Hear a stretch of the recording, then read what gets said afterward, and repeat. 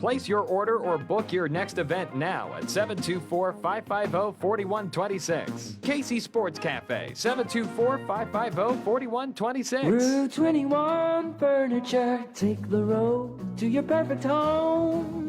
Sleep well tonight. Try out a new mattress from Route 21 Furniture with a large selection of mattresses, all sizes and comfort levels, with great prices, free local delivery and setup, and financing options. Route 21 Furniture. Open weekdays 9 to 5, Saturday 10 to 5, Sunday noon to 4. 724-737-2222 or Route21Furniture.com. Route 21 Furniture, take the road to your perfect home.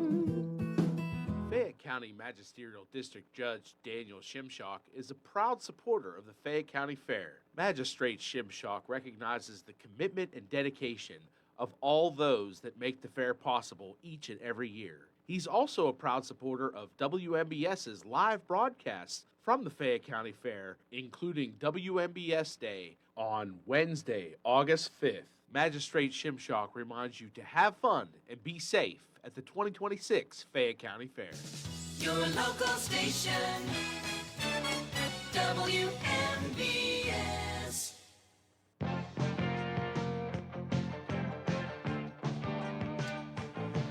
Good morning and welcome to another Saturday edition of the Sportsline, being brought to you this morning by my good buddy Tom Vernon and Casey Sports Cafe, located right here on South Mount Vernon Avenue in Uniontown, the Firestone Insurance Agency in Normalville, and by Bogies at Duck Hollow, now under new management, serving lunches and dinners Monday through Saturday from 12 to 9 and Sunday from 12 to 5. Come on out, enjoy fine dining and a round of golf. Phone 724-439-2150, located at 374 Duck Hollow Road in Uniontown. George Von Benko with you on a pleasant Saturday morning. A little bit overcast, but a nice day. I know you'll be taking advantage of the weekend and be out and about, but I hope you will take time out from your busy schedule. Pick up the phone, give us a phone call. Two-way sports talk, lifeblood of any sports talk show. And I would love to hear from you on a variety of subjects this morning. Telephone number if you'd like to join the conversation, 724-438-4593. Once again, that number, 724-438-4593. Talking baseball in hour number 2, trade deadline coming up on Monday. I'm not expecting any massive moves from the Pirates, but we're going to talk about a little swoon that they're in right now and the continuing problems with the bullpen and other issues. Longtime baseball writer John Parado will join me at 11:30 in hour number 2. Until that time, you and me, two-way sports talk, and I'd love to hear from you. Let's get to the scoreboard very quickly. The Pirates lost their 4th in a row last night as they found another way to lose, and that's the mark of suspect ball teams, finding different ways to lose. Cincinnati beat Pittsburgh last night in Game 2 of their 4-game set, 8-7. Other National League action. Atlanta over Washington, 6-2. Miami beats the New York Mets 5-2. San Diego shuts out the San Francisco Giants 7-0. Interleague play. New York Yankees shut out the Chicago Cubs 2-0. Arizona over Cleveland 4-1. Baltimore beats the Philadelphia Phillies 6-4. Toronto Blue Jays take St. Louis 3-1. Colorado 3, Kansas City 1. Milwaukee Brewers down the L.A. Angels 6-2, and Boston over the L.A. Dodgers 9-4. In the American League, Chicago White Sox take Tampa Bay 6-1. Houston over Texas 11-2. Detroit beats the Athletics 13-1, and Minnesota downs the Seattle Mariners 5-3. So that's a look at the scoreboard. Turning our attention to sports obituaries. And this one hits really, really close to home. What a gentleman this guy was. Fayette County Sports Hall of Famer Robert "Rip" Haley, 97 years old, passed away in Ithaca, New York on July 28th. And he was, of course, born in Uniontown back in 1929, a 1947 graduate of South Union High School, where he excelled as a three-sport athlete. Tremendous basketball, football, baseball player. And he went to Cornell, 1951 alumnus. He lettered in football and baseball, and is in the Cornell Athletic Hall of Fame. He was put into the Fayette County Sports Hall of Fame. Came back many times to play in the Fayette County Sports Hall of Fame golf outing. Just a tremendous gentleman. Led a great life, had a great career, and may he rest in peace. Robert "Rip" Haley, the former Blue Devil from South Union, passing away at age 97. From the pro football world, former San Diego Chargers linebacker Billy Ray Smith Jr. died on Wednesday, July 29th, following a bout with what his family called CTE-caused dementia. He was 64 years of age.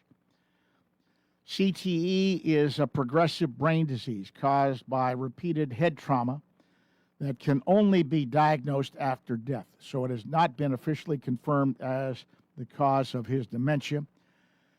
CTE, however, is disproportionately common among former football players compared to the rest of the population. And dementia is strongly linked to the condition according to the National Institutes of Health.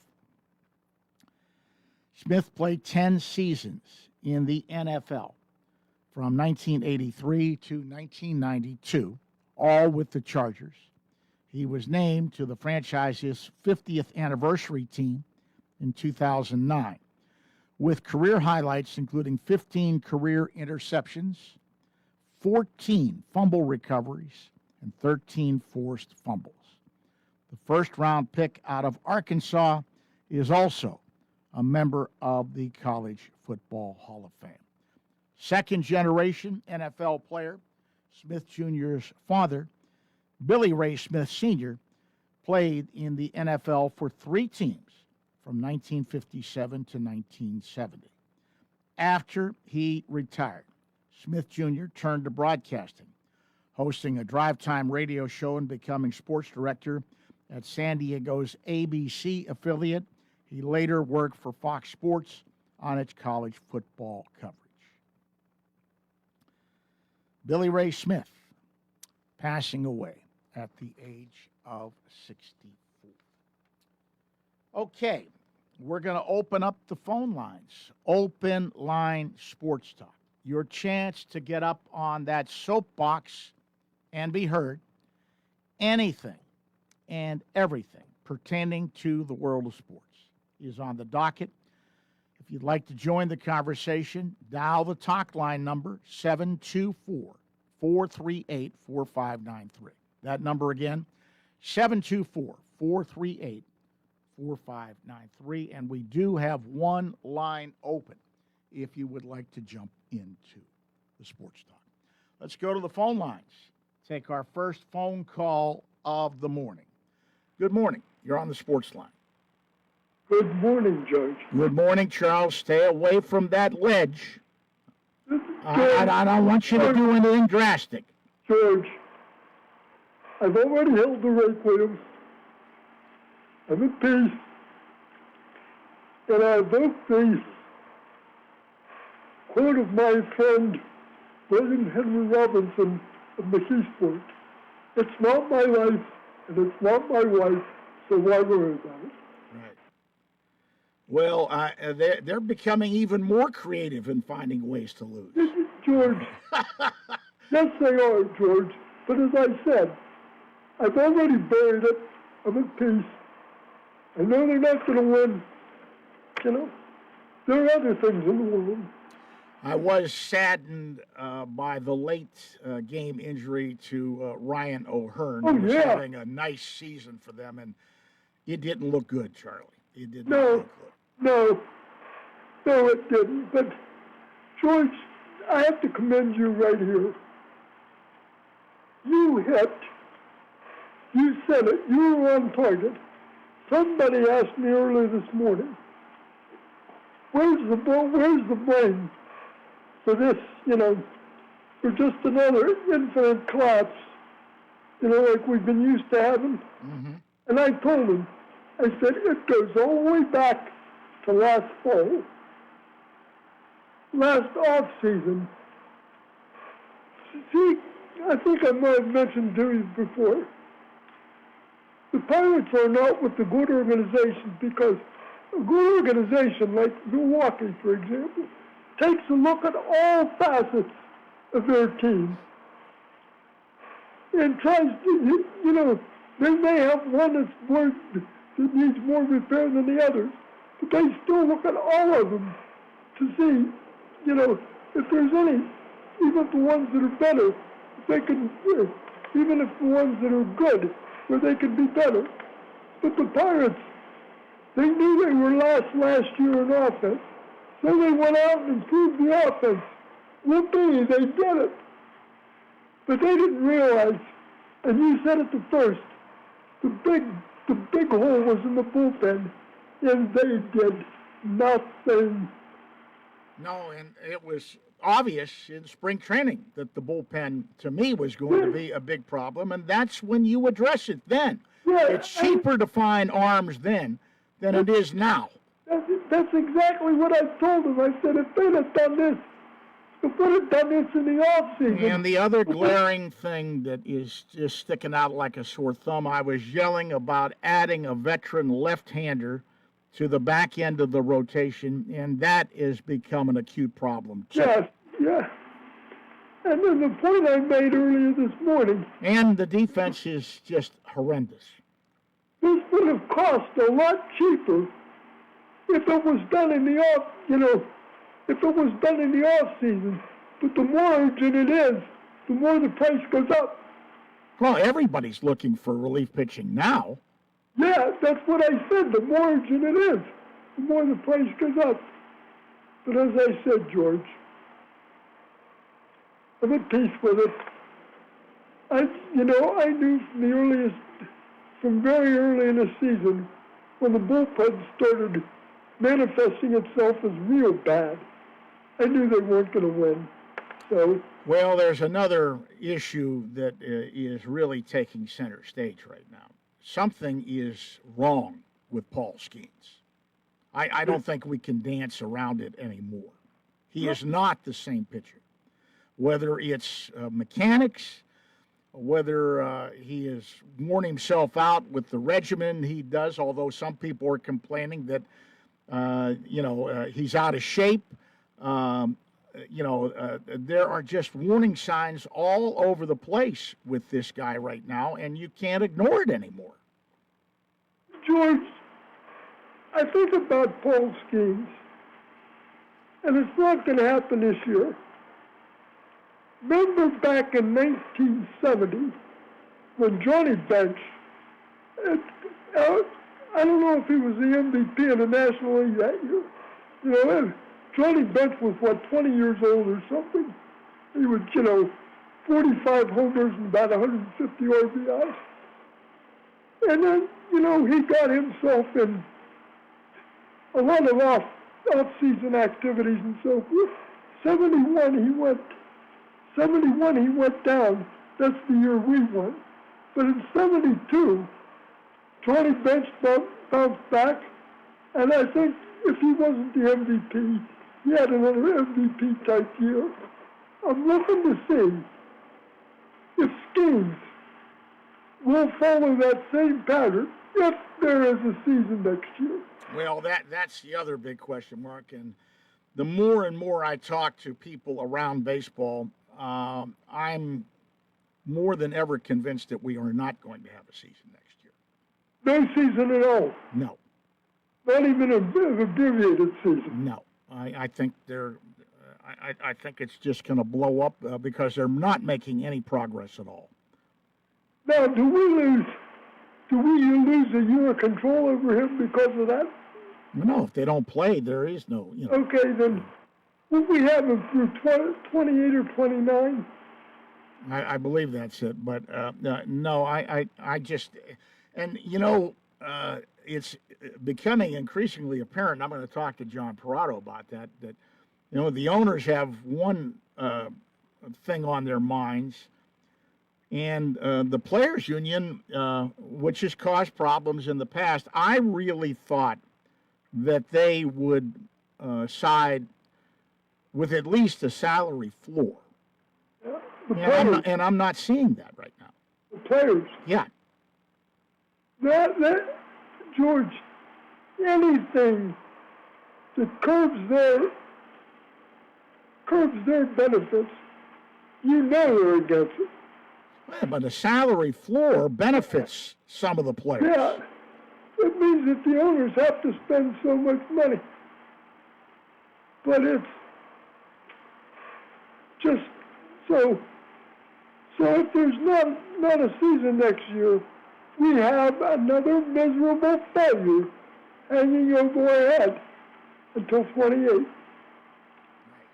And, to be honest with you, I'm hearing more and more that the fact that everybody is facing the reality that there probably will not be baseball next year is affecting a lot of decisions teams are making. They're not going to make a big move or a salary move or anything like that with that hanging like the sword of Damocles over their heads.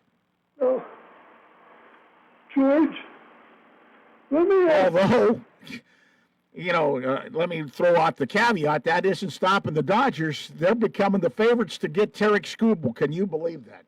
Unbelievable. Well, which is an illustration of what is wrong with Major League Baseball. Yeah, but they got the capital to do it. Right. Well, that's why more than ever some sort of cap is needed. Yeah, but a salary floor would not help that within Skubal's situation. No. But now let me ask you this. Since we are out of it this year, now, to try to trade Brandon Lowe. Brandon Lau would probably bring you a good return at this point, and you're either going to get a draft pick if you lose him that way. I would much rather them, bite the bullet and maybe see what they could get for him because he's a valuable commodity at this point at the trade deadline. Because they're not going to be able to re-sign him, I don't think. Excuse me, George. We might as well resign ourselves. We might as well be sellers this year. Because what's the sense in trying to improve for this, Well, and what has happened right now, they were in a position where they were in fairly decent shape. Now, because of what has gone on, they've got to climb over at least 4 teams now. Yeah, George, that's it. I heard, we're only 2.5 games of a wild card. Oh, well and good. But look, George, there's 5 other teams we're competing with, and most of them, George, we lose the tiebreakers to. Mm-hmm. Yeah. And what gnaws at me was we were 2-4 on this homestand. Very easily could have been what you thought it would be, too. They very easily could have been 0-6. We were 2 runs away from being 0-6. Now, George, if you cannot win at home, you might as well pack it in. And then, you're going up against the last place team in your division, and you're losing games like this. Well, George, I'll say something that you've told me different times. The manager in the Reds dugout should have been the manager in the Pirates dugout. Can you imagine I think about that sometimes, and I think things would have been so much different in the way things are run, the way things are handled, the way games are managed. I said it before, I like Donnie Kelly a lot as a person. Yeah. I don't think he's a good major league manager. I really don't. No, he's not. And the thing is, Francona is a championship manager. He's won, he's been in the World Series. I think he's won. Hasn't he won a World? Yeah. He's won a World Series, hasn't he? Yes, yeah. Okay. Now I want to ask you something totally different, George. Who is the best player in the National League right now?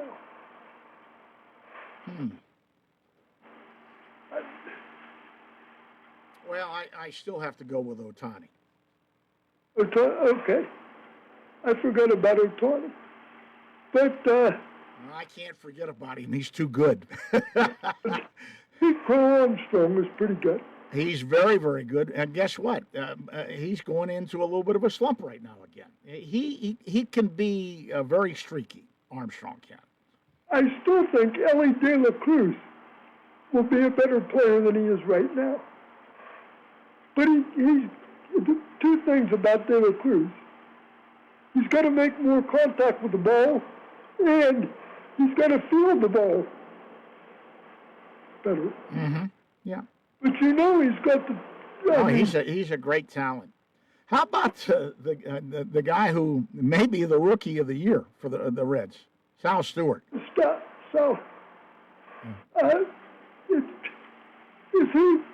Is he good defensively? He's okay. He's not a problem. No, okay. Yeah. But he's a power man. He's probably not a speed guy. Because you don't usually have a speedster. No, he's hit into 12 double plays this year. You don't usually have a speedster. But it's hard to this hasn't happened in quite a while. He could lead his team in home runs, RBIs, and hitting as a rookie.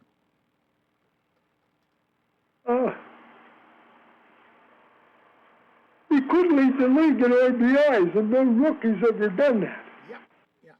That's pretty impressive. But I still think he would have been the National League Rookie of the Year, even if Connor Griffin did not get hurt. Quite possibly. He's putting up solid numbers. He really is. Yeah. But see, George, any resurrection in the second, any possible resurrection in the second half, and believe me, I don't look for it at all. How are you going to go get better in the second half when the pitching is a shambles? Well, I wanted to bring this up too. And it struck me when I was watching last night's game because at one point they showed the Reds bullpen, and standing behind the pitcher was Oscar Marin, the old Pirates pitching coach. Can you name, there's nobody on this staff. They've regressed under this pitching coach, and he has a good reputation. But I got to call it like I see it. This staff has regressed. I don't know what he's doing, what he's changed, or whatever, or whether it's just that they're young and they've taken a step back. Even Ashcraft, his ERA in July is 6.09. George, but at the end of that, when this season is over, goodbye, Kelly, goodbye, Sherrington, goodbye. Well, I'll believe that when I see it. George, next time they play a season, manager, Stubby Clapp, St. Louis Cardinals, Pirate manager. I was thinking about general manager. I guess it's pie in the sky to think that Dave Dombrowski would get on the turnpike and come west. I don't think that's going to. That's out of our price range, I guess. Right. Plus, I don't think he wants to deal with What did I always say about an organization? A fish stinks from the head down. Well, but George, but try at least. What about some of these organizations, these smaller market organizations like Milwaukee or Tampa or somebody like that? There's probably some good people in there. Oh, I'm sure there are. There's some good people all over baseball. It's whether or not they want to deal with what's going on in Pittsburgh. You see, George, but Manning and Travis Williams, he said. Well, that's another thing altogether. He should be out of the baseball operations altogether. George, they got blinded by the fact they weren't smart enough to see Sherrington won a World Series, all right, but he won it with somebody else's players. And since then, it's been mostly last place finishes with his team. And yet there was Matt Arnold there. Yeah. One of the great executives in baseball. Well, George, thanks. I'm sorry. I'm just disheartened. All right, I understand. Thank you for the phone call, thanks, Charles. Bye-bye. Bye-bye. And we'll be back with more right after this timeout here on the Sportsline. Look, we know you're going to the Fayette County Fair for the food and the fun. Well, why not make some money while you're there? Interested? Well, then visit the Rock Creek Resources information booth to learn more about opportunities to sell your oil and gas rates. Focusing on the southwest and western townships of Fayette County, Rock Creek will review your property and determine a fair price for you. Stop by the Rock Creek Resources booth at the fair today. Or, if you prefer, visit rockcreekresourcesco.com.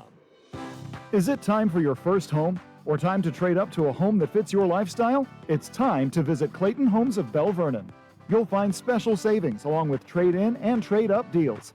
Imagine beautiful, new, energy-efficient homes packed with the features you've been dreaming about. Trade in and trade up at Clayton Homes of Bell Vernon, 4500 PA 51.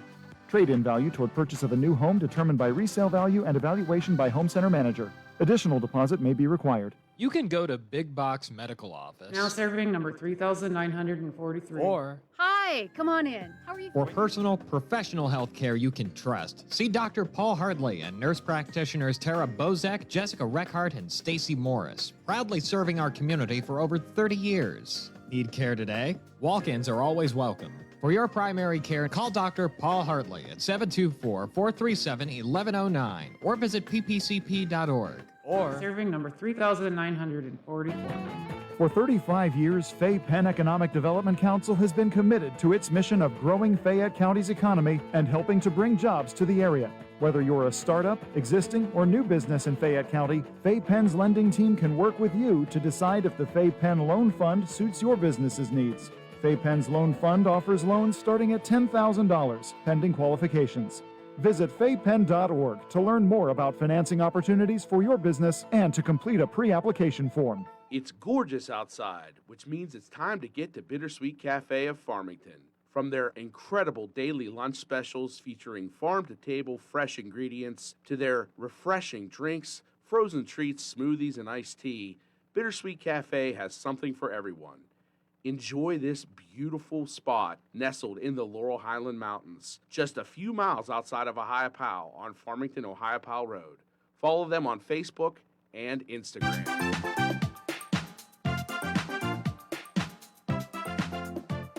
Hi everyone, this is Kelly Clark with Autoland Hyundai in downtown Uniontown. 724-208-5281. What makes buying your next vehicle for me worthwhile? I make it a very easy 5-step process. You look, you shop, you ask, you decide. And I listen.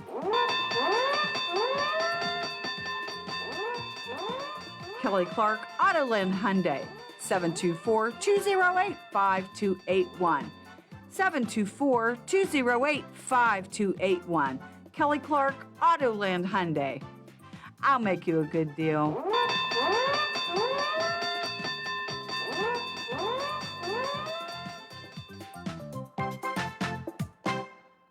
If you're an athlete, you know the importance of a strong recovery. NovaCare provides several athletic training programs geared toward athletic-related injuries and collaborates with Albert Gallatin, Uniontown, Fraser, California, Jefferson Morgan, Waynesburg, West Green, and Mapletown school districts to help student athletes stay at their best. From coordinating additional specialist care to treating on-site injuries, their experts cater to your personal needs. Specialized services include concussion diagnosis and rehabilitation and treatment for sports-specific injuries. For more information on athletic training at NovaCare, visit novacare.com or contact your local office today.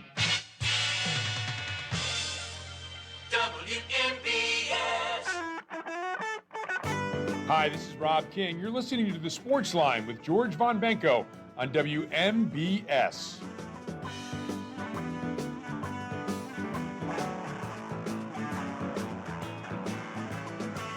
And welcome back to the Sports Line on this Saturday morning. Let's go right back to the phone lines. We continue in the open line mode. If you'd like to join the conversation, now the talk line number 724-438-4593. Once again, that number 724-438-4593. Back to the phone lines we go. Good morning. You're on the Sports Line. Hey, George, how are you? I'm fine. How are you? Okay, I guess. I'm a Pirate fan. Does that tell you anything? Well, you're suffering. That's what it tells me. Hey, George, when Donnie Kelly got put in charge last year and he was hired out for this year and I was kind of excited a little bit. I thought, oh, yeah, hometown guy. He got some baseball experience and stuff. This might turn out to be a good thing, a Pittsburgh thing, having a local. And he's a nice enough guy, and my understanding is, everybody likes him and this and that. But, I have to concur with you that I just don't think he's got it to be a major league manager, at least not right now. I mean, George, the Pirates, some of the decisions being made and stuff, it's just turning into a clown show, It George. just makes you scratch your head and wonder what is going on. It's turning into a clown show. And, I don't know to stick up for Donnie a little bit, okay? You never know. It might be Charrington making a lot of these calls. I think analytics has an awful lot to do with it, and analytics is pervasive in baseball today. It's pervasive with other teams, too. They're spending a lot of money on analytics, and I don't dismiss that. I think there's some good to be taken from it. But I also think you got to use common sense, and sometimes you got to use your gut. It's played by human beings, not by machines. But the way things are nowadays, George. I mean, with text messaging the way it is, instant text messaging and stuff. Charrington could be sitting up in the executive box making a lot of these calls, and Donnie has no choice. I mean, what's he going to do? Well, in that case, they both share in this. Yeah, well, yeah, but Don Kelly can't come out after the game and say, "Well, that wasn't my decision to put him in there like that." But, yes, my boss told me the stuff he said about Montgomery the other day, the pitcher, after throwing 7 pitches, right, and not bringing him back, what a bunch of gobbledygook that was. Well, that was one of the things I wanted to address. I can't remember now what it was, but earlier in that game, that was not last night's game, but the night before. Right. Yeah. There was earlier in the game before the Montgomery thing. There was some kind of a bonehead pitching decision made, and I can't recall now exactly what it was.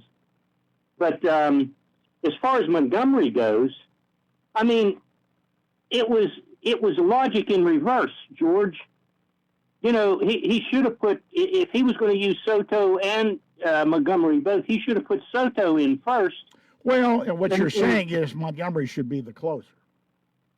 Well, yeah, because Montgomery's a fireballer left-hander, and the next inning they had, what's his name, Stewart, I think is his name, or something like that, and Dela Cruz coming up. Mm-hmm. And Greg Brown said, "Well, Dela Cruz, he doesn't have a real good power hitting or a batting average against left-handed pitchers, as good as he is, and everything like that. So why would you use Montgomery on the 7, 8, 9 hitters the inning before?"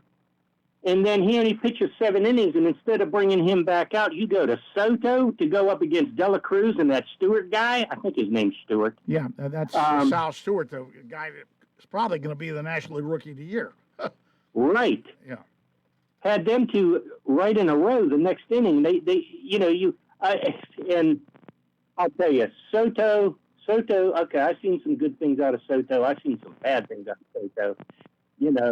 I don't know what took him so long. He lacks consistency, which is a major problem with the entire bullpen.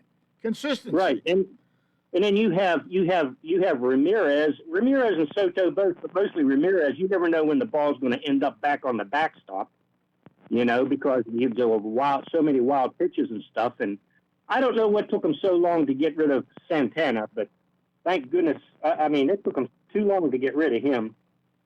But I don't know all the ins and outs and the technicalities and stuff of how people are traded and brought up and this and that and all this other stuff. But, with Santana in there and some of the bullpen, send them guys down, get rid of them, do something with them, and bring up some of them minor leaguers. They can't do no worse than like Santana. They can do no worse. Not necessarily. Not necessarily. They don't have many options. This gets back to what Charlie and I were talking about. I was yelling about this bullpen in spring training. Yeah, in spring training. I remember. And that is when the moves should have been made. It would have cost a lot less. Now trying to add bullpen help when everybody and their brother is seeking that kind of help, it's going to cost you more than you wanted to pay. This should have been addressed in spring training. I agree, and they should have seen it coming, George. The signs were all there. The signs were all there. Yeah. If you and I could see it coming, they sure should have. And I hate to say it because I'm a big fan. I love my baseball, but I think they just might as well forget it. They're falling on their face right now, George. You wait 2 weeks from now where they're going to be. It's going to be a mess. You think it's a mess now? And then they just suffered a huge loss, right, with O'Hearn, who has been a steady bat in the lineup, and that's just going to make the offensive problems magnified even more.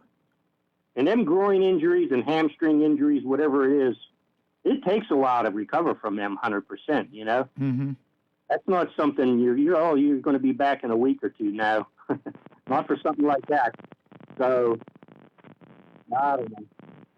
What are we going to do? Wait till next year? Or are you going to be a next year? There may not be a next year.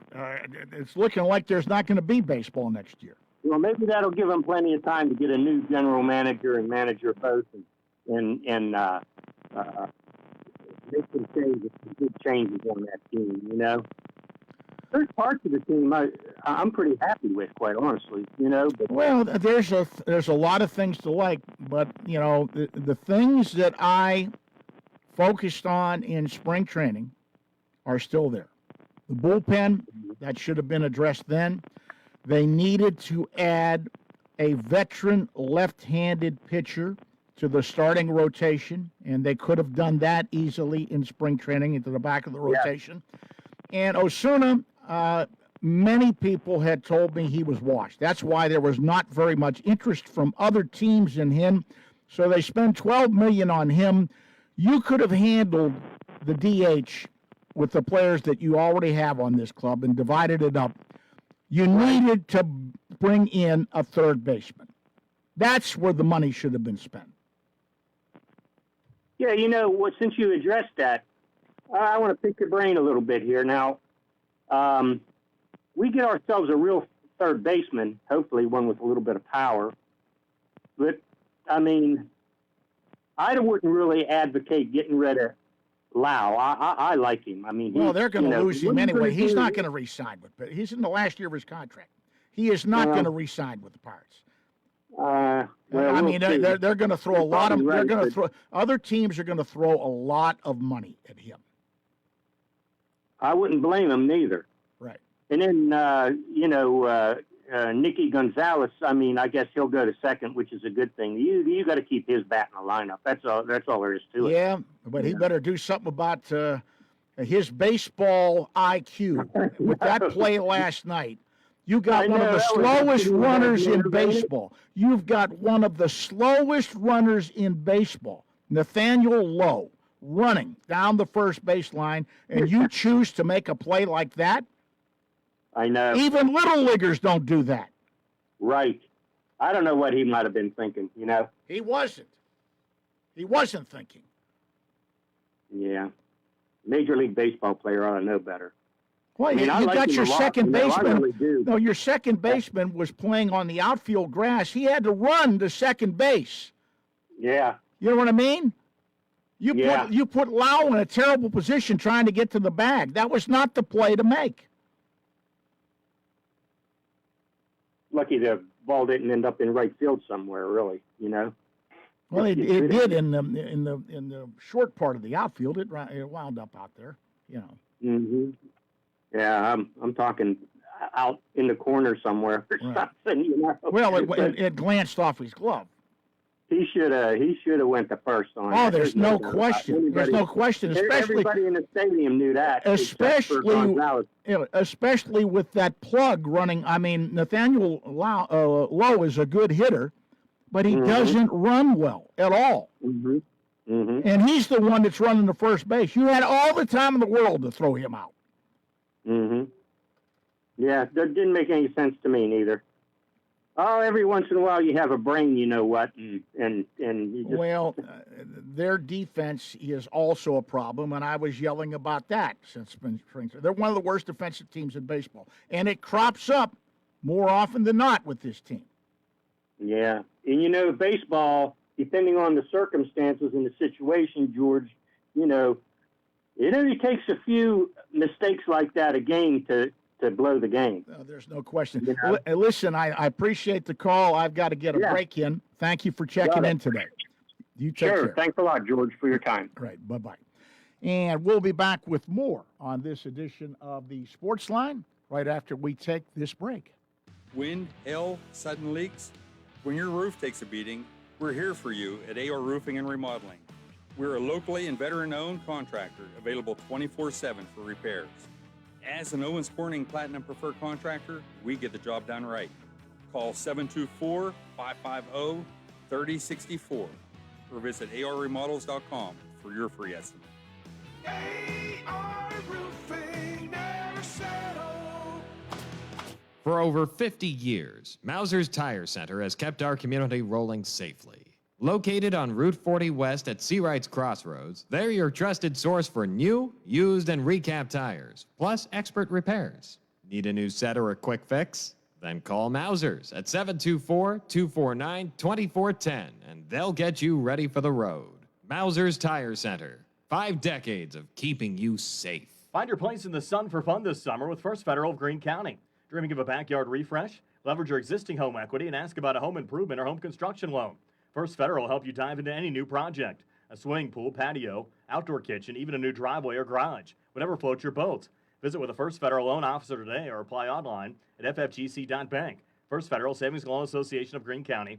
Member FDIC, Equal Housing Lender, NMLS number 458729. Centerville Clinics has been a part of Connellsville for the past quarter century with its Connellsville Medical and Dental Office. As part of celebrating 25 years in the neighborhood, they're hosting a Community Day on Wednesday, August 5th from 1 to 4 p.m. at their location on 601 South Arch Street in Connellsville. Stop by and meet their providers, get a free blood pressure screening, and visit their podiatrist and dentist. See how Centerville Clinics can help you at their Community Day in Connellsville, Wednesday from 1 to 4 p.m. They'll see you there. Chris Parker Jr., it's really been heating up. What's hot at Autoland? We have sizzling financing deals with 0% financing for 60 months on 2026 Tucsons and Santa Fe. And how about this? No payments for 90 days. Or take advantage of $3,000 retail bonus cash on a new Santa Fe. I'm listening. Purchase your new 26 Tucson or Santa Fe now during the Hyundai Getaway Sales Event. And don't make a payment till Halloween. Or choose the retail bonus cash and take the family on vacation in your new Santa Fe with third row seating. We also have $2,000 bonus cash on the fuel-efficient 2026 Elantra SE. or you can lease it for $189 per month. Just see us for details. Plus Hyundai Owner Assurance, America's Best Warranty, 10-year, 100,000-mile powertrain protection with every new Hyundai purchased, and 5-year unlimited mileage roadside assistance. Autoland Hyundai, downtown Uniontown, or visit their website at AutolandHyundai.com. You'll always pay less to drive the best at Autoland Hyundai.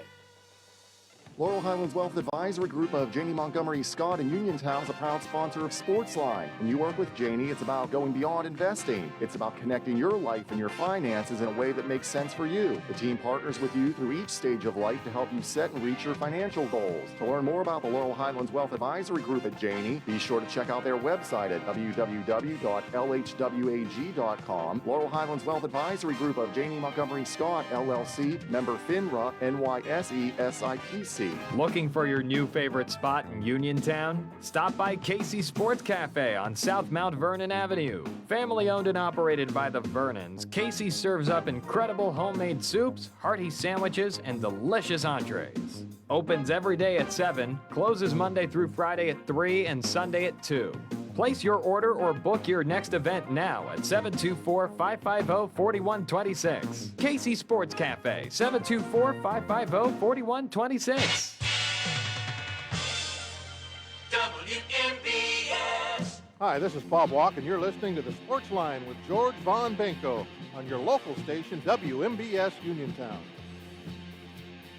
We are moving down the home stretch here in hour number 1 of the Sports Line. I'm gazing at a wide open board. If you want to jump in here toward the end of the hour, great time to do it right now. You should have no problems getting through. Talk line number 724-438-4593. 724-438-4593.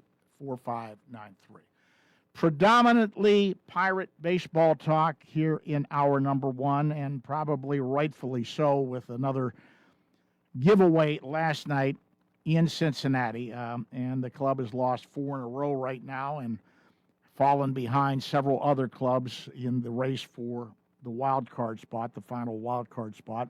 So naturally, we've been focusing a lot on the Pirates, but Steeler camp is underway at St. Vincent. If you want to talk a little Steeler football, we can do that as well.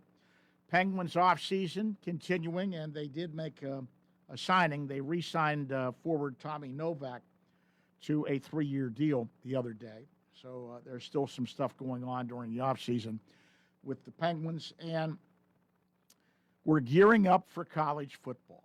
All of the teams' fall camps, Pitt, West Virginia, Penn State, they all open on Wednesday, August 5th. College football just around the corner. If you want to talk a little bit about that, that is also fair game. And let's not forget the high schools. Heat acclimation.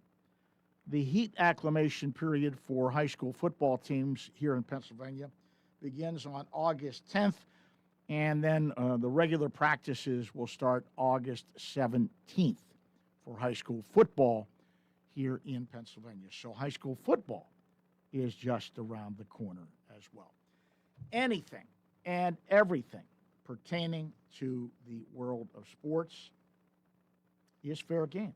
So do come ahead with your questions and your comments. And, you know, I didn't mention this before, but how about the news about CBS television football analyst Tony Romo, the former Cowboy quarterback, arrested in Minnesota, DWI, and now has been placed on indefinite leave by CBS.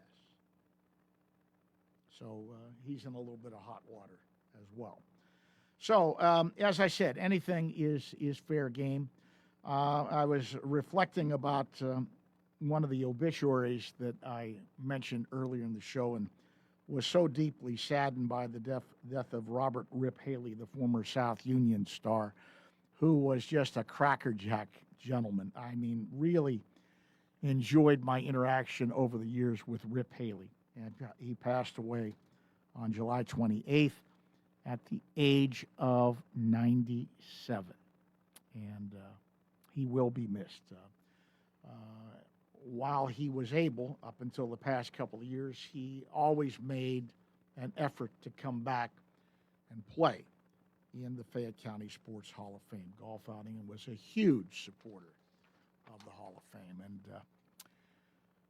just don't make them like that anymore. Robert Rip Haley, passing away at the age of 97. Programming note, we're going to get into baseball in depth. The trade deadline is coming up Monday. I'm not sure what the Pirates are going to do at this point. They may indeed turn out to be sellers because they have at least 4 teams to jump over now in the battle for the wild card, and there are so many areas that need to be improved. They could use another bat. They could use bullpen help. They could even use a veteran starter for the back end of their rotation. So many things that could be addressed, and I just don't think they're going to be able to do that in this climate, especially with pitching being at such a premium right now, particularly relief pitching. They're going to have to pay a lot more than they would want to pay. That's why it should have been addressed when the signs were flashing red back in spring training. And so I'm not expecting anything huge. Now, they could make a deal, and there is some talk behind the scenes about it. I know you would hate to lose, especially with O'Hearn being hurt now, but he's in the last year of his contract. I don't believe in today's baseball climate that they're going to be able to re-sign him. Teams are going to throw an awful lot of money at him, and I'm talking about Brandon Lau. There is some talk about moving him here at the trade deadline, and he's a chip that could bring back some good quality in return, although it's Charrington making the move, and based on his past track record, throwing out the Lau trade that brought he and Montgomery and Mangum, throwing that out the window with the bathwater. If you look at his other track record, it's not very good. So I don't have a lot of faith in him being able to get a full return that you should get if he does deal Brandon Lau. And remember, it is the last year of his contract, so the other team is going to have to be pretty sure that it's not just going to be a pickup here at the end of the season, that they're going to be able to sign him for next year, and he is going to command a jump in salary. No question about it. Well, that puts a cap on hour number 1 of the Sportsline. Do not touch that dial. Another full hour of sports talk coming up after the latest news here at the top of the hour. The Sportsline is being brought to you this morning by my good friend Tom Vernon and KC Sports Cafe, located right here on South Mount Vernon Avenue in Uniontown, the Firestone Insurance Agency in Normalville, and by Bogies at Duck Hollow, now under new management, serving lunches and dinners Monday through Saturday, 12 to 9, Sunday from 12 to 5. Come on out, enjoy fine dining, a round of golf. Phone 724-439-2150. Bogies at Duck Hollow. The news is next. It comes your way from the Fox Radio Network, right here on your local station, 590 AM, 101.1 FM, WMBS, Uniontown, Pennsylvania. There's a new warning. I'm Paul Stevens, Fox News. The U.S. Embassy in Jordan issuing a security alert urging Americans to consider leaving the Middle East. U.S. assets and its allies in the region facing targeting from Iran. That warning from the U.S. Embassy in Jordan telling Americans not to travel to the region, or if they are here now, to consider leaving. And it comes as President Trump has issued a warning that the U.S. could launch major attacks against Iran. The president saying those attacks could come as early as this weekend, and they could last for several days. Here's the president. We'll be hitting them. We'll be hitting them very hard.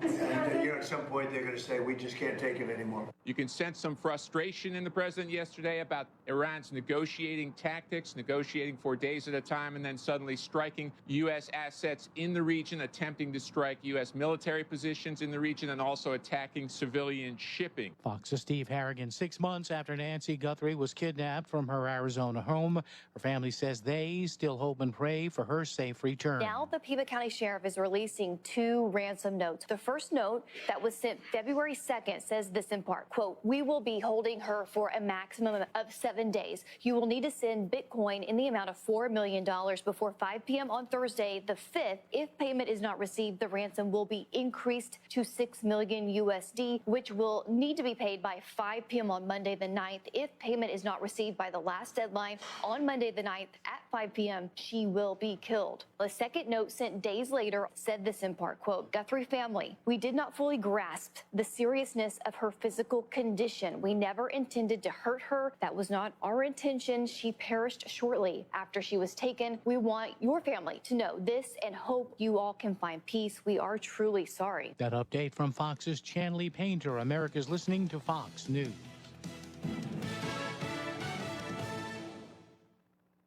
History isn't just in textbooks. It's the story of us, the United States. 2026 marks 250 years of America. And throughout the year, Bill Hemmer takes listeners on a journey through the 250 most impactful moments in American history. From the spark of revolution to the battles for freedom, the ideas, inventions, and decisions that changed the world. The 250 most impactful moments in American history podcast. Listen and follow now at foxnewspodcasts.com. You never know who might be taking the quiz. Hi, everyone. It's Candace Cameron Bure. Hey, everyone. It's Phil Sims. It's Dolores Catania. Hey, everyone. I'm Kix Brooks. It's Candace Bushnell. I'm Rob Paulson. I'm Ryan Serhant. Hey, everyone. I'm Nicole Palizzi. Everybody's Kevin Nealon. What's up, guys? It's Nia Sue, and it's time to take the quiz. 5 questions in less than 5 minutes every day. Listen and follow at thequiz.fox. The body of a missing 10-year-old girl has been recovered from the Passaic River, ending a 2-day search in northern New Jersey. A 10-year-old boy also died after authorities say he pushed his older sister to safety. The names of the children have not been released. Lindsay Clancy, accused of strangling her 3 children to death in their Massachusetts home before trying to kill herself, is standing trial. Prosecutors say Lindsay Clancy appeared calm, responsive, and organized just moments before her 3 young children were strangled to death, calling her husband at CVS, discussing medication, and even coordinating the family's dinner order. Now, her defense argues even at that moment, she was in the grip of postpartum psychosis. She was over-medicated and hearing voices. Now, after her ex-husband walked jurors minute by minute through that horrific night, they must decide whether this was a calculated act or a mother's catastrophic mental collapse. And that is Fox's Kevin Cork. The New York Post reports New York City's mayor was left fuming after he was blocked from speaking at the funeral of a fallen New York City soldier. Fox's Deborah Valentine. Funeral services for fallen Army Sergeant Angel Sarah Rampersad were held in Queens on Friday. The 28-year-old was among 3 U.S. soldiers killed July 17th during an Iranian missile attack at an air base in Jordan. The Democratic Socialist mayor has been critical of Israel and the U.S. war against Iran. Mamdani appeared to be reviewing remarks on his iPad when New York Governor Kathy Hochul spoke. He appeared to look frustrated and angry when his name was not called to deliver prepared remarks. City Hall ignored multiple requests for comment. Deborah Valentine, Fox News. And I'm Paul Stevens, and this is Fox News. Are you looking to list or sell your house? Now is the time to let the professionals at Caldwell Banker Laurel Ridge Realty help you with all of your real estate needs. Caldwell Banker Laurel Ridge Realty has 2 convenient locations to better serve you. In Uniontown area, 724-437-7100, or in Connellsville area, 724-628-7200, and speak with one of our real estate professionals. Visit our website, caldwellbanker.com. We have been proudly serving Western Pennsylvania area for over 30 years and look forward to helping you with all of your real estate needs. Broker Paul Borch Jr.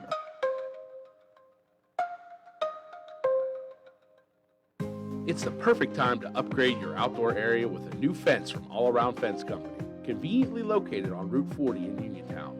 All Around Fence has been installing quality residential, commercial, and farm fencing for more than 46 years. Offering residential fencing including chain link, decorative aluminum, steel, and more, All Around Fence has the fence for you.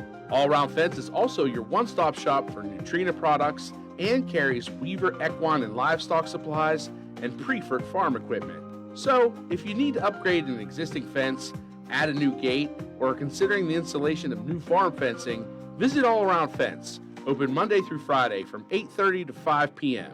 and Saturdays from 9 to 1, or give them a call at 724-439-0331. To learn more, visit allaroundfence.com. For economy, price, and quality service, call Economy Furnace. Thank you to each of you who voted for Economy Furnace Company for Best in Fayette. Your trust and support means so much. Winners will be announced October 13th. It's an honor to serve this amazing community. Your support of Economy Furnace Company is an investment in your neighbors and your town. We're proud to partner with Amana, one of the most trusted names in the HVAC industry, to bring you American-made quality you can count on. Summer is the perfect time to schedule a clean and tune-up on your air conditioner. Regular maintenance keeps your system running efficiently, lowers energy bills, and prevents costly breakdowns. If your system does break down, Economy will get you cool again fast. Don't wait until your AC stops working. Call Economy Furnace Company at 724-438-4575 to schedule your summer tune-up and keep your family cool and comfortable in the summer heat. For economy, price, and quality service, call Economy Furnace. Pento Home Care Agency cares about you, your health, and what's best for your family. Pento Home Care is a family-owned and operated home care agency providing the convenience of personal care within your home. They'll work with your family and physicians to come up with the best plan of care for you. Pento offers personal assistance services and accepts all state waiver programs, private insurance, and private pay patients. Pento Home Care Agency has home health care available 24 hours a day, 7 days a week, and their experienced team of professionals provide expert care. Pento offers hospice care because they know how difficult and overwhelming a terminal illness can be by helping families through the challenging days with dignity and compassion.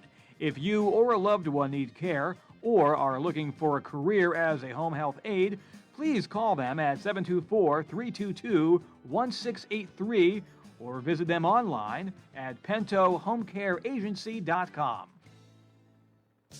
Your local station, WMBS.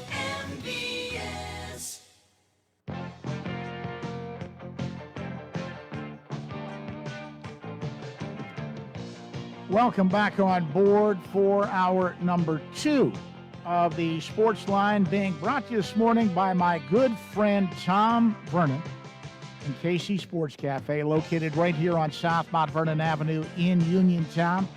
The Firestone Insurance Agency in Normalville, and by Bogies at Duck Hollow, now under new management, serving lunches and dinners Monday through Saturday from 12 to 9 and Sunday from 12 to 5. Come on out, enjoy fine dining and a round of golf. Phone 724-439-2150, located at 374 Duck Hollow Road in Uniontown. George Von Benko with you as we move into our second hour, and we continue in the open line mode. Open line sports talk, your chance to get up on the soapbox and be heard, and whatever tickles your fancy pertaining to the world of sports is fair game. Telephone number, if you would like to join me here on the Sports Line, is 724-438-4593. Once again, talk line number 724-438-4593. And you should have no problems getting through. If you had any problems in hour number 1, I am gazing at a wide open board right now. So do come ahead with your questions and comments. Love to hear from you on a variety of subjects. It has been mostly baseball talk on the show this morning, and what is happening with the Pittsburgh Pirates, having lost their 4th in a row last night in disgusting fashion, to be honest with you about it, in Cincinnati, 8-7. Another blown save, the 21st, I believe, of the season. 20th blown save of the season. They've lost 4 in a row. And, a combination of poor pitching, some questionable moves, I think, which helped put them in the position they were in, and then inexplicably a bad defensive play. I mean, no reason for that play to be made the way it was, and it wound up costing them the game. And defense has been an issue all season long, and the bullpen has been an issue for most of the season, and I don't see that getting any better. And I really don't think there's going to be anything major at the trade deadline unless, as I said, they decide to make a move with Brandon Lau, who they're probably not going to be able to re-sign, who's in the last year of his contract. Let's take our first phone call here in hour number 2. Good morning. You're on the Sports Line. Good morning, George. Hi. This is Bob from Morgantown. Hi, Bob. How are you? Oh, pretty good. I was going to talk about baseball, but I'm disgusted after that last night. And well, it wasn't very palatable to watch, I'll tell you that. Well, and this was the year. I mean, with the number 5 offense, or one of the top 5 offenses in the league, and our pitching is just pitching and defense. You said it at the beginning of the year. Well, and that's why I didn't have high hopes. Yeah, they've improved the offense, although now, with the losses they've had, Connor Griffin is going to be out until September. Now you lose O'Hearn, it looks like, and that didn't look good last night. So the offense has been struggling a little bit. They're going to be struggling offensively. The bullpen was a problem in spring training. I was yelling about it in spring training, and that's when it should have been addressed. But I wanted to talk about college football. It's around the corner. All the teams open camp on Wednesday. I'm very excited, but just these last 3 or 4 years with the NIL, and I'm a huge WVU fan. I have season tickets. I don't know who's playing on. I honestly don't know who's playing on the team year to year. Well, welcome to the club. I hear this from a lot of college fans, and you can't really get attached to a player the way you used to get attached to a player in the old days, because the transfer portal and name, image, likeness has just changed the entire playing field. But at least in baseball, there's not as many players, so you can learn the players, and that was fantastic. Their run this year. But it's creeping into that too. There was more activity this year in the transfer portal for college baseball than there's ever been before. So it's creeping in there too. Oh, I don't know. But even if there's a new team, at least you can. There's not as many. Like, I honestly don't know who is playing on the football team. You have to do research on each person to even find out. They've already played at 2 different colleges. You don't know what their strengths are. Because you haven't seen them. Right. And there's just so many players that. Just out of curiosity, I worked in Morgantown for many years, and I still have friends down there.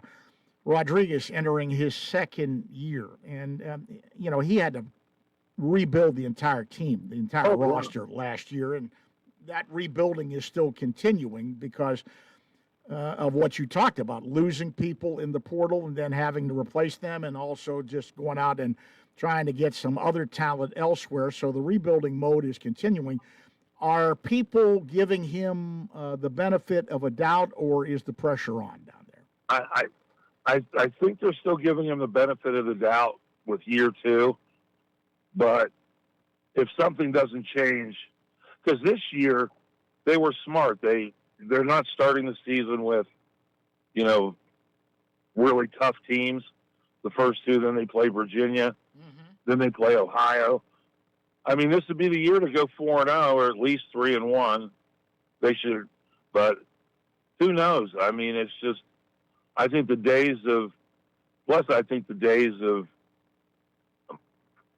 these kind of conferences not having the money to compete with the Big 12 and the SEC, or the Big 10 and the SEC. Well, they are the behemoths right now in college football, and that's not going to change. And it's tough. I give West Virginia a lot of credit for trying to be creative. You know, they've made partnerships with businesses to help supply money to their NIL. And they sort of were on the cutting edge with that, and that's sort of thinking outside the box. I applaud them for that. Oh, I do too. But they've got to change some rules. And these kids that sign these contracts for money, they're going to have to learn they can't just turn around and leave. Well, that's going to be changing with what was passed, and they're still threshing that out right now. You're going to have 5 years and one transfer. It's going to change. That would be good. Yeah, I did hear something. That passed? That passed in the legislature in the United States, and now it's being threshed about by the respective conferences and the conference commissioners and the ADs and everything. And you're still going to face some problems. I expect some court battles where they're already being taken to court by some of the kids already about the number of years that you're allowed to play. It's going to go to court, and they're going to have to get through that right now. But I think they're trying to make the right moves. I applaud the 1 year. Some of these guys have transferred 4 times. That's ridiculous. Every year. Yeah. We have players on our basketball team, which is supposed to be pretty good, because again, basketball is easier to keep up with. But I think they have a pretty good team this year. But giving them 5 years and allowing them one transfer, and if you do transfer after the one transfer, well, it reverts back to the way it used to be. You have to sit out of here. Oh. Yeah. Well, that's definitely going to make kids think. Well, I'm just hoping that they can implement all this, because already things are starting to crop up, and the kids are getting lawyers and they're taking them to court. Once you let that horse out of the barn, it's tough to put it back in. I know. And yeah, I mean, the kids that are, I'm all for them getting money and being happy and playing where they want to play, but it's ridiculous. And some of these kids, I mean, they just don't even play in the bowl games. Well, yeah, and that's another thing.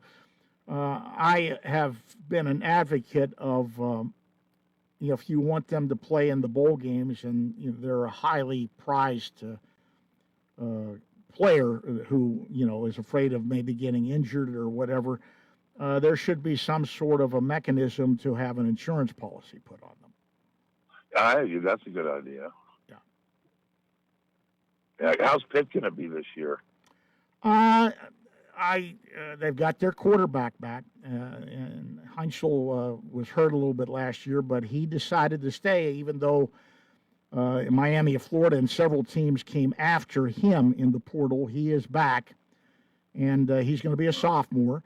Their big question mark for me is the offensive line. They've got some people back on defense. I think right now they're sitting probably in the 8-win category. Yeah. But they're not going to play West Virginia this year. The backyard brawl is gone. Hey, see, that's the other thing I hate about college football. So all the rivalries are gone. Oh, I remember the day as a young fan when I would eagerly await and go to the local newsstand, and my purchase would be the Street and Smith's College Football Guide. Yeah. Oh, absolutely. And I would devour that from cover to cover, reading about all the teams, and then I'd look in the back where all the schedules were there, and the local teams like Pitt, West Virginia, and Penn State, and some of the other teams that I liked around the country. I would go through their schedule and I would circle dates. Texas, Arkansas, Army, Navy, Pitt, Penn State, West Virginia, Pitt, Ohio State, Michigan, and Oklahoma, Nebraska. You'd go through there, and a lot of these rivalries have gone by the wayside because of the way things are set up now. And I think it just tears at what I call the fabric of college athletics. No, I agree. There's no reason the WVU should be played on the West Coast. I just think it makes so much sense to be to get back to more regionalized things. Pitt Penn State and West Virginia should play each other. It's hard to have rivalries against, because I've seen WVU play at Virginia Tech, at Pitt. Oh, that was a great rivalry. At Penn State. Oh, yeah. Boston College and, all Well, the big yeah, when I was at West Virginia, that was the period when Flutie was at Boston College. There was so much excitement around those games. Oh, yeah. Another one, and they've played them a little bit here in recent years, but West Virginia, Maryland was also a good rivalry. Oh, yeah. Yeah, and there's no familiarity anymore. It's hard to get excited and build a rivalry with Texas Tech or TCU or Oklahoma State. Well, and it's tough for the fan base.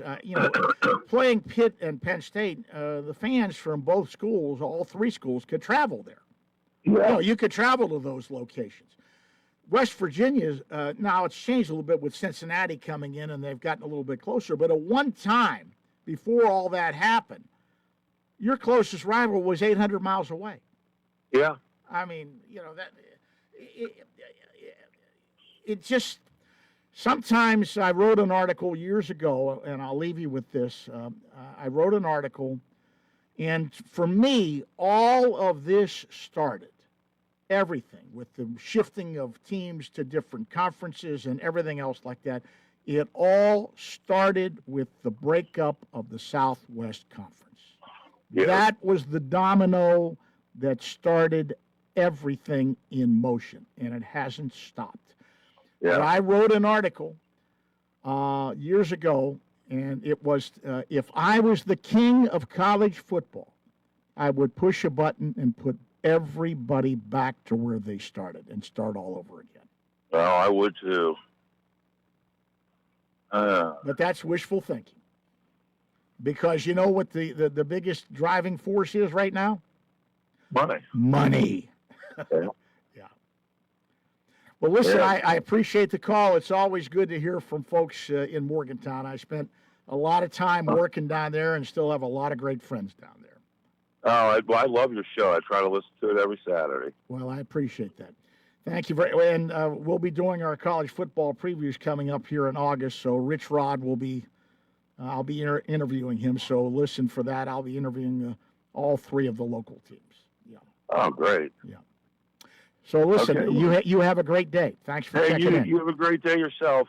All right. Take care. All right. Bye-bye. Bye-bye. Always good to hear from the folks in Morgantown.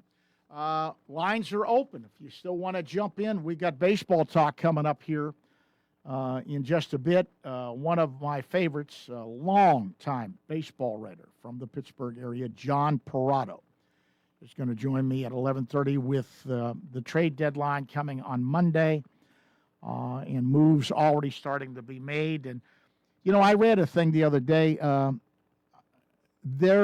As of the other day, it could have changed. This was 2 days ago I read this. 23 teams in Major League Baseball at that time were within 4.5 games of a playoff spot, the wild card, or 23 teams. Think about that.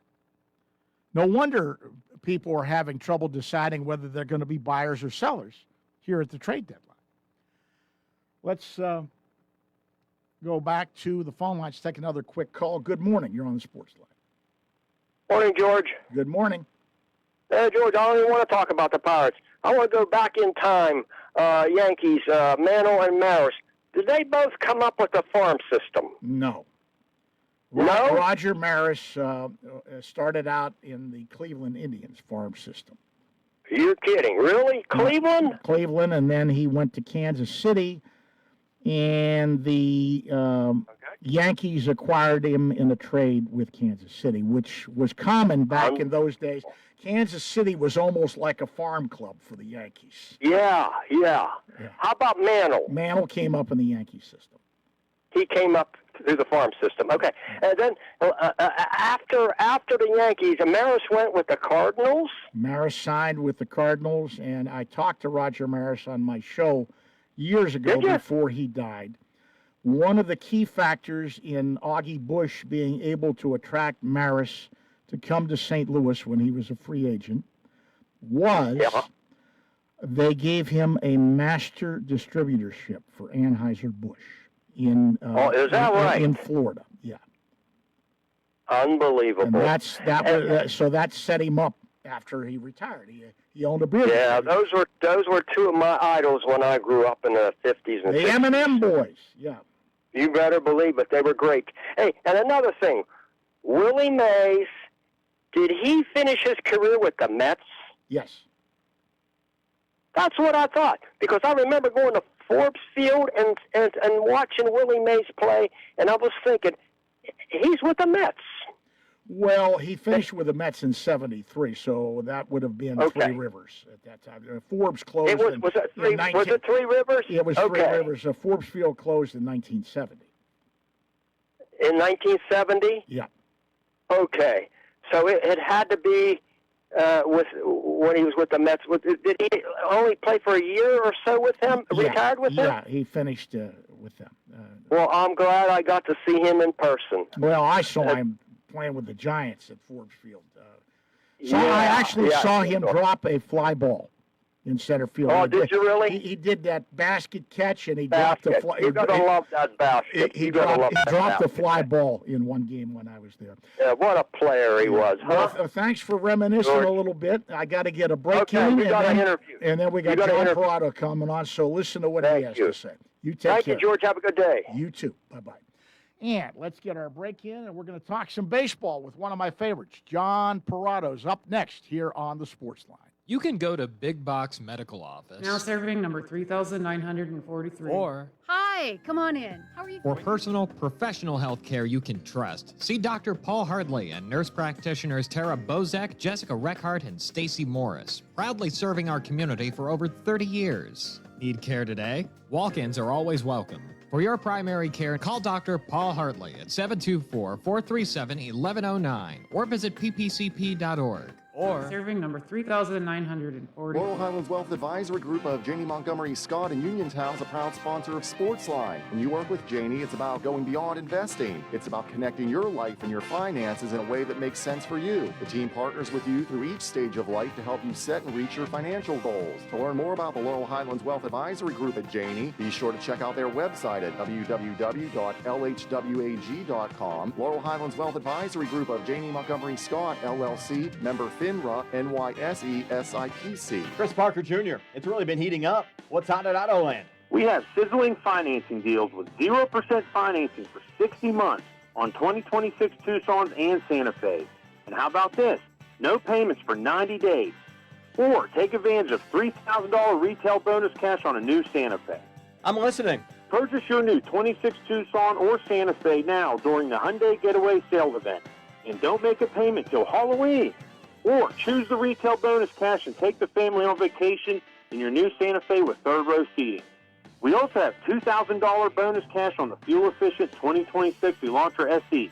Or you can lease it for $189 per month. Just see us for details. Plus Hyundai Owner Assurance, America's Best Warranty, 10-year, 100,000-mile powertrain protection with every new Hyundai purchased, and 5-year unlimited mileage roadside assistance. Autoland Hyundai, downtown Uniontown, or visit their website at AutolandHyundai.com. You'll always pay less to drive the best at Autoland Hyundai. NovaCare Rehabilitation in Uniontown is accessible for all of your recovery needs. New at NovaCare is pelvic floor physical therapy, a specialized program to treat patients with pelvic floor dysfunction related to bladder, bowel, sexual function, and pregnancy postpartum. These issues can affect both women and men and include urinary frequency, urgency and incontinence, pelvic pain, constipation, IBS, menopause, painful periods, and more. Call 724-437-0556 for an appointment in Uniontown. Personalize your care with NovaCare. In 1986, the Firestone Insurance Agency in Normalville was started with a promise to provide clients with truthful, friendly, and courteous service. It worked. With an expanded client base, the Firestone Insurance Agency's customers are now able to choose from over 20 well-known insurance companies. So whether it be auto, home, business, or life, Firestone has you covered, and the promise to provide truthful, friendly, and courteous service is still in place. As an independent insurance agency, the Firestone Insurance Agency works for you. They do the shopping for you to save you time and a bunch of needless phone calls. Because let's face it, no one loves to shop for insurance. Call the office at 724-455-3900 or visit FirestoneInsurance.net. Can't make it to Normalville? Let the Firestone Insurance Agency bring service right to your kitchen table. The Firestone Insurance Agency, 724-455-3900 or FirestoneInsurance.net. Doing what is right for the customer, finding the most affordable rates while making sure there are no coverage gaps so you are fully protected from the unforeseen. Are you using credit cards to keep up with high grocery, gasoline, and utility prices? Are you being sued? If yes, call Zebley Law Office today. Before paying unaffordable debts or entering debt management, give us a call at 724-439-9200 and we'll meet with you for free. Maybe a bankruptcy is a cheaper, faster choice to eliminate your debts, keep your home and car, and get a fresh start. Call us today for a free in-person consultation. 724-439-9200.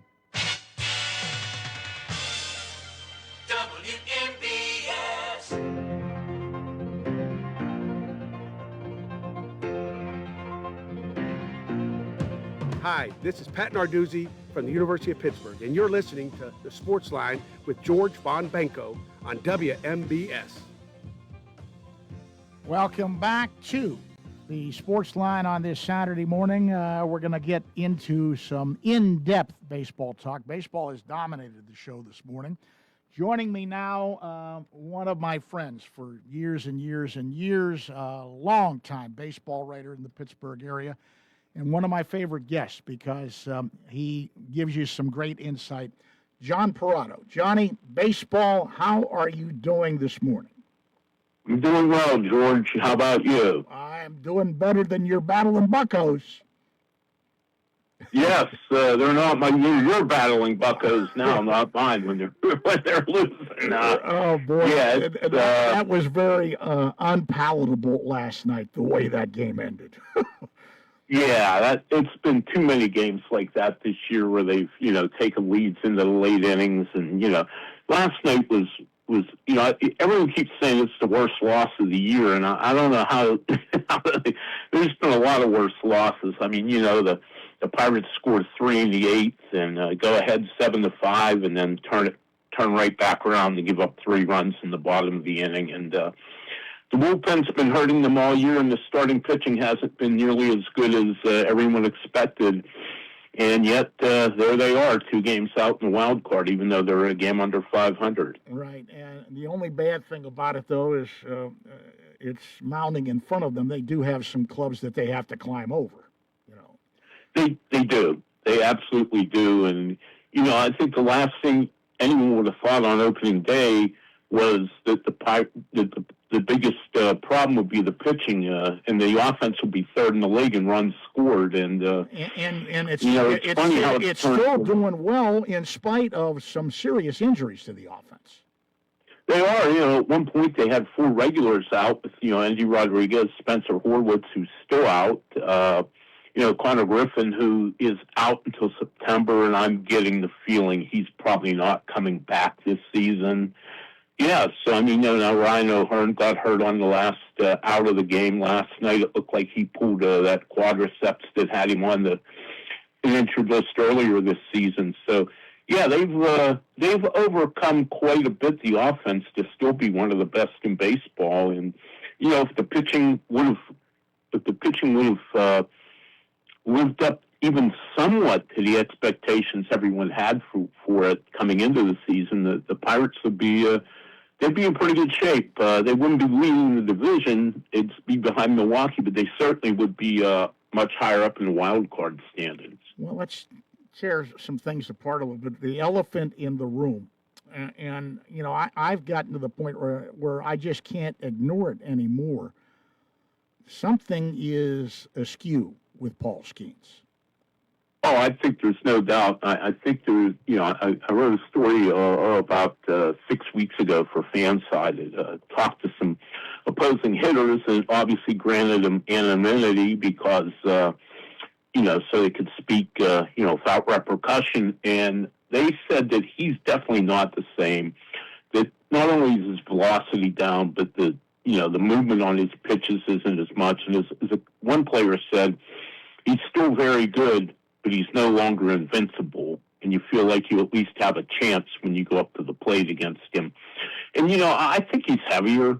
I really do. I hadn't really thought of that until this past homestand when I had a couple people from the Cubs and the Diamondbacks suggest that he might be heavy. And I think the other thing is pitching in a World Baseball Classic. And I know the Pirates get very defensive, and Skeens does too when I've asked about it this year. But I think having to ramp up that early to pitch in meaningful games in the middle of March or early March, I think I don't think he's injured. I don't think he has like a torn rotator cuff or a blown torn elbow ligament. But I just think he has his arm just hasn't bounced back from having to put so much effort in so early in the spring training. Well, it's interesting you should bring that up. One of the frequent guests on my show is really a good pitching guy. Matt Holliday's father, Tom Holliday, the longtime coach at Oklahoma State and coach for Augie Garrido at Texas, and has had some great pitchers on his resume like Carlos Rodon and people like that. I asked him about Skeens, and he said what you said about the World Baseball Classic and having to ramp things up. And he said he is so maniacal about his workouts, I think that is causing him a little bit of a problem, too, because he ramped up early. And he said he has noticed some things mechanically about arm slot and some other things that are different than a year ago. That's interesting. I hadn't really noticed that, but it's very interesting. Like I said, sometimes it's interesting to talk to people on the outside instead of just on the inside, what they think's wrong with Skeens. As the Pirates continue to act like really there's nothing wrong with him, and there's something wrong. You don't go from being maybe the best pitcher in baseball to a guy who has been very, I want to say mediocre, but only just a little bit above average this year. I would call him very pedestrian this year. Yeah, that would be a good word. And, like I said, talking to opposing hitters, and they just all say that he's not the same guy, that his pitches, they don't fear him like they did last year and the year before, where, like I mentioned earlier, the one hitter thing is not invincible. And, I've had other hitters say basically the same thing, different wording. And this isn't just one player that told me this. This is multiple players. And so obviously something's askew here with the big right-hander. Well, let me ask you this, too. One of the most alarming things about him is how good he was when he was in trouble, when he had runners on base. I think it's changed since then, but the last time I checked it, they were hitting .329 against him with runners in scoring position. That's not Paul Skeens. No, and it seems like when he really needs to get a big out, he can't do it. But when he needs to finish a hitter, when he gets to two strikes, where he would bury hitters before. Now, he's been a little better at it lately. His strikeouts have been up the last couple of starts, but until last night. But he's just not. It's like, I don't want to say he's lost his killer instinct, but maybe he has. He just, I don't know. The alarming part to me, and I realize when you're going bad, you want to try to stay positive and not sulk and not, get too down on yourself, but he seems to think he's pitching well, and it's a little alarming to me that you would pitch that poorly and think you're doing okay. I mean, that's a little bit delusional, if you ask me. Yeah, it's a little bit too matter-of-fact for me.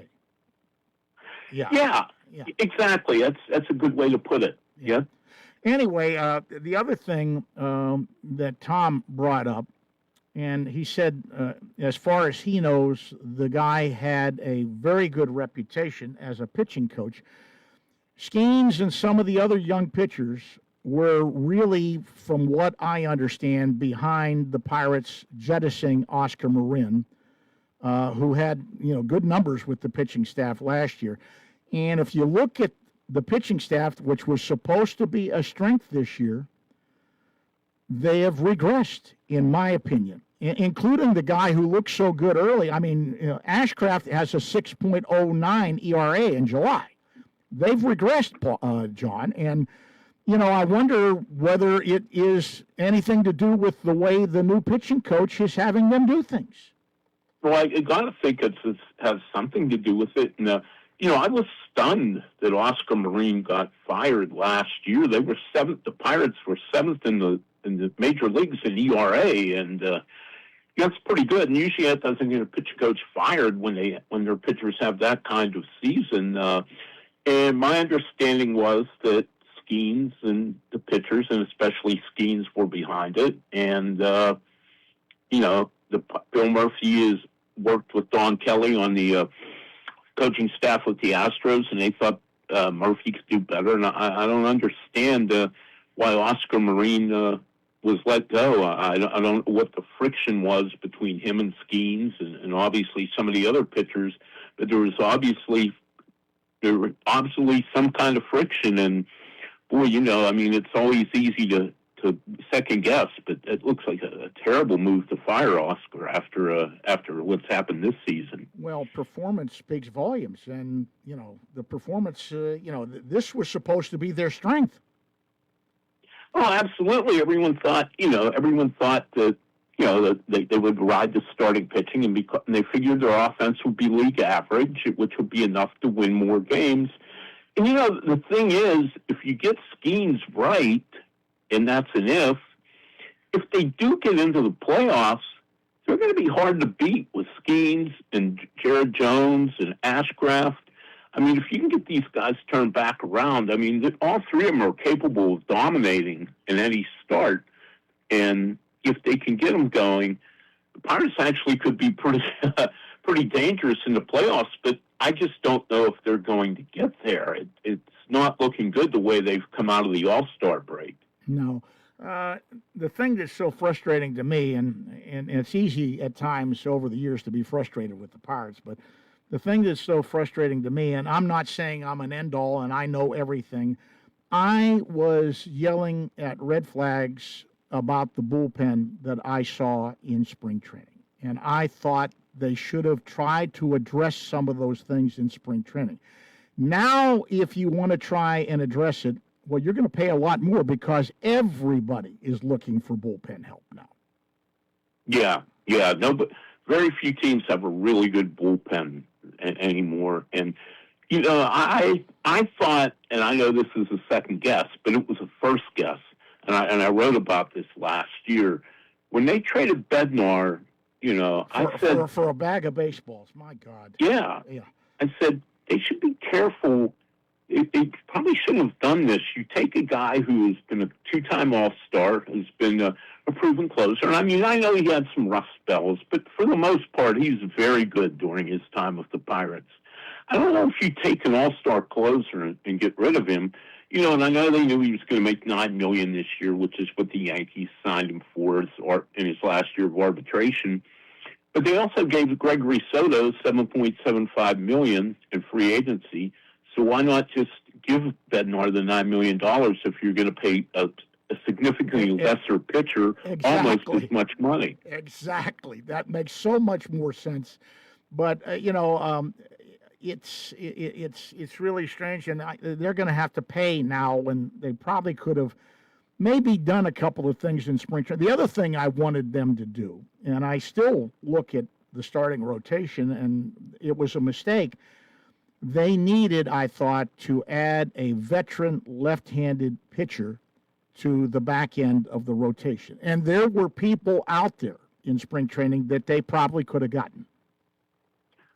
I agree, and I think even before that, in the offseason, I was really surprised. Those were the two things. I thought they would get one more veteran reliever to go with Soto, and I thought they would get a middle of the road left-handed starter because we've seen that a couple times in the last few years how veteran left-handers really have thrived at PNC Park. Now, not all of them, but you think back Jose Quintana, whose career at that point was hanging by a thread, and he rejuvenated his career in Pittsburgh, and he's gone on to be a pretty good starting pitcher for the last few years, and he's back, maybe not to what he was before he came to Pittsburgh, but certainly an above-average big league starter. And we saw that with Tyler Anderson, who another guy whose career was kind of hanging by a thread, and now he's back to being a solid big league starter. So lefties are great in PNC Park. You have the deep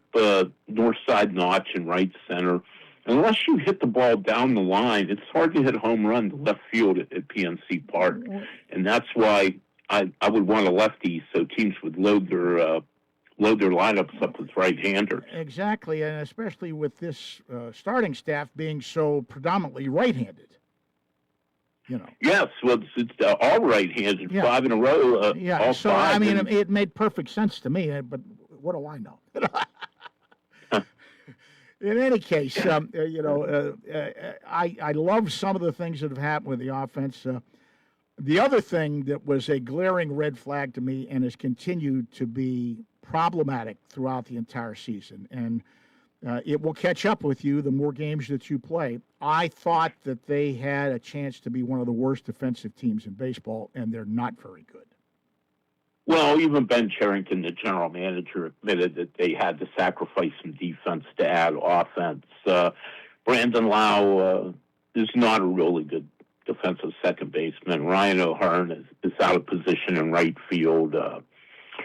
They just don't have a good defensive team, and Nick Gonzalez at third base is a disaster. And I mean, but he also is hitting over 300, which is rare in today's game. So, you have to sacrifice the good with the bad. But boy, the defense has been anything but airtight. And some of the errors they make, and I realize everyone makes errors sometimes, but some of the errors they make are just terrible. Well, like the one last night was inexcusable. Yeah, it was the worst. I mean, a little ligger makes that play, especially when you've got Nathaniel Lowe running, one of the slowest guys in baseball.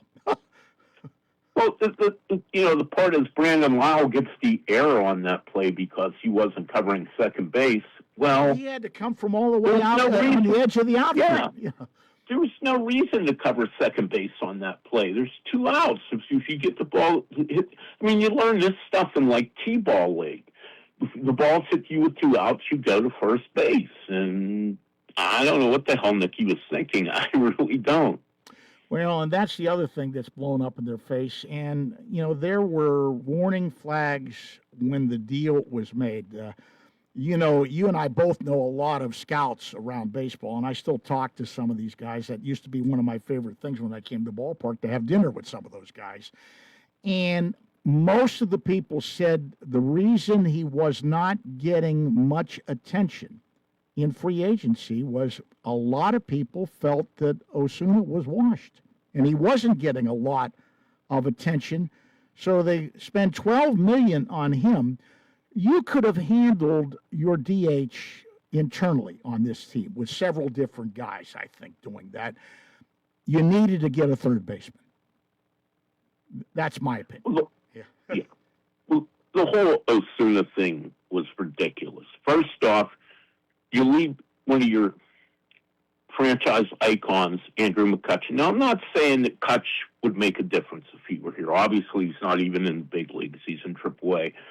But you string the guy along all the way up to the day before spring training, like, well, we might sign you, we might not. And then they sign Osuna to $12 million, which made no sense to pay him that much. He had very little market at that point, and they could have got him. I've had other baseball executives tell me they probably could have got him for half that price, or maybe even less than $6 million. Now, I know Don Kelly pushed it because Donnie played for the Marlins, and he liked Osuna and thought he was a good teammate, a good clubhouse guy. But Donnie only played about 30 games with the Marlins, too. And, the other thing that I just didn't like, that I have liked about Osuna, if he has provided any value to the Pirates, he is the first person to actually get through to O'Neill Cruz. And you've seen Cruz more, before he got hurt, more engaged this year, hustling more, trying more. And I think that's the one thing Osuna has done to help the Pirates, is he has been a really good influence on O'Neill. And I think that he lit a fire under O'Neill and made O'Neill realize that, hey, I've got a lot of talent here that I'm wasting, and I need to take this more seriously. Well, that's a good thing, but it's not worth $12 million. No, not at all. But I will say this, in his defense, if there is one thing salvageable from the contract, that is it. Yeah.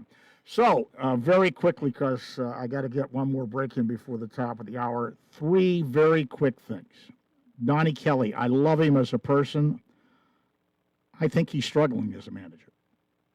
He makes very bad bullpen decisions. And, I love Donnie, too. He's a great guy. Maybe he should have gone down to the minors and managed a little and got some managerial experience. But in fairness, the Pirates are analytic heavy, and he has to rely on the analytics. And I think sometimes that overrides his gut feeling of what he would like to do.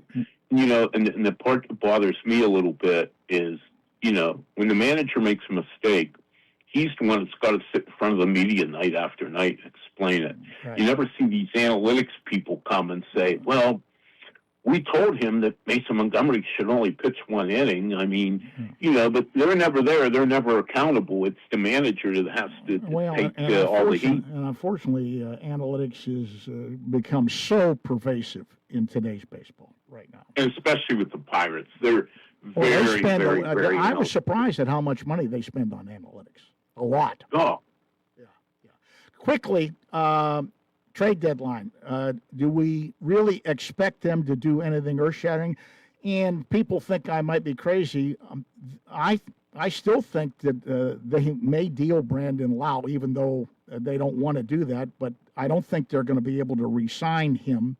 He's going to command a big contract. You may be able to get something for him.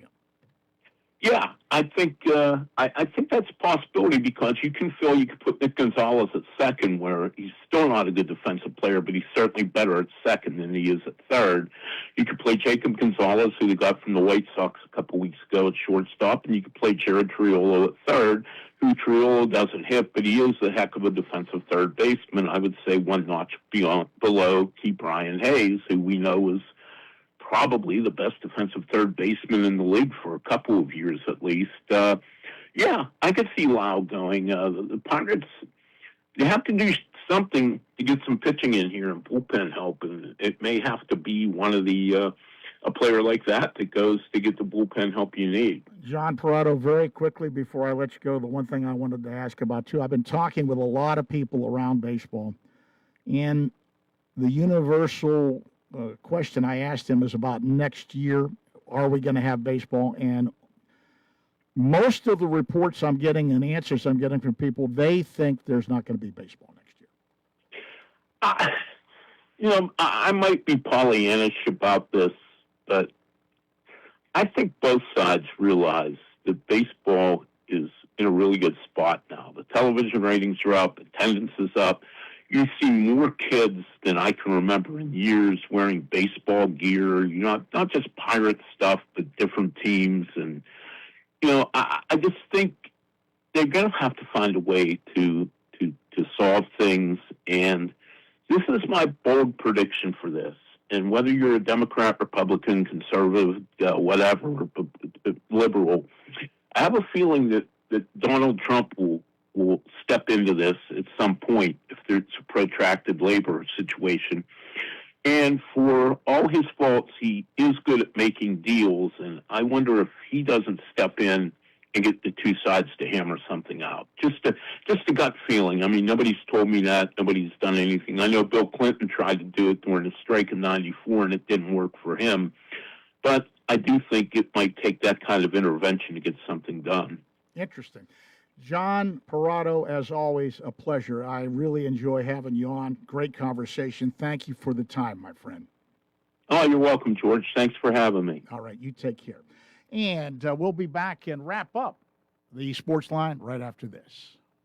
When you're looking for high-quality medical care at an affordable price, look no further than Centerville Clinics. Dr. Robert Hogan, a board-certified internal medicine physician, has joined the staff at Uniontown Family Doctors, part of the Centerville Clinics network, and is now accepting new patients. To schedule your appointment, call 724-632-6801. Centerville Clinics participates with most insurance plans, including Medicare and Medicaid, and provides quality health care regardless of your ability to pay. Centerville Clinics, caring for our community, one patient at a time. August 8th and 9th are almost here.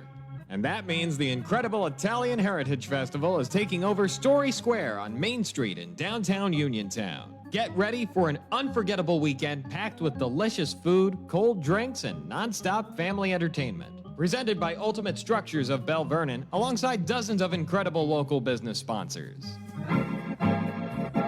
Plus, WMBS will be broadcasting live on Saturday from 4 to 6 p.m. with Josh and Carly Krysak. Bring your friends, bring the family. And of course, remember, you don't have to be Italian to have a total blast. It's all happening August 8th and 9th in downtown Uniontown. For vendor lists, full schedules, and event updates, follow Sons of Italy of Uniontown and WMBS on Facebook. We can't wait to see you there. Bright Stripe, Fayette County's premier asphalt seal coating professionals, locally owned by Matt and Lexi George. Bright Stripe specializes in residential and commercial asphalt seal coating, also excelling in line striping and layouts, thermoplastic, and infrared asphalt repair. Bright Stripe has succeeded due to their commitment to quality work for 30 years. Bright Stripe, 724-437-6090, or visit bright-stripe.com. BRITE-stripe.com.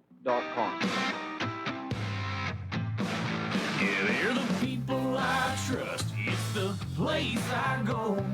Home Warehouse, where a house becomes a home. Warm weather means more outdoor living. Are you planning on adding a new deck this summer? Well, Home Warehouse, a Best in Fayette winner for home improvements and windows, is the place to go for all your home exterior needs. Home Warehouse has a great selection of easy-to-maintain composite decking and vinyl railing to add value to your home and increase outdoor living space. That, as well as siding, shutters, windows, doors, roofing shingles, metal and rubber roofing, soffit, fascia, and flooring, too. So for selection, great prices, and hometown service, shop local. See Sandy and Donnie at Home Warehouse on Connellsville Street in Uniontown. Shop Monday through Friday, 8 to 4:30, Saturday, 8 to noon. They're the people I trust. It's the place I go. Home Warehouse, where a house becomes a home. Is it time for your first home? Or time to trade up to a home that fits your lifestyle? It's time to visit Clayton Homes of Bell Vernon. You'll find special savings along with trade-in and trade-up deals. Imagine beautiful, new, energy-efficient homes packed with the features you've been dreaming about. Trade in and trade up at Clayton Homes of Bell Vernon, 4500 PA 51.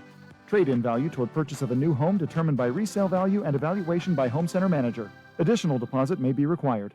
Looking for your new favorite spot in Uniontown? Stop by Casey Sports Cafe on South Mount Vernon Avenue. Family owned and operated by the Vernons, Casey serves up incredible homemade soups, hearty sandwiches, and delicious entrees. Opens every day at 7, closes Monday through Friday at 3, and Sunday at 2.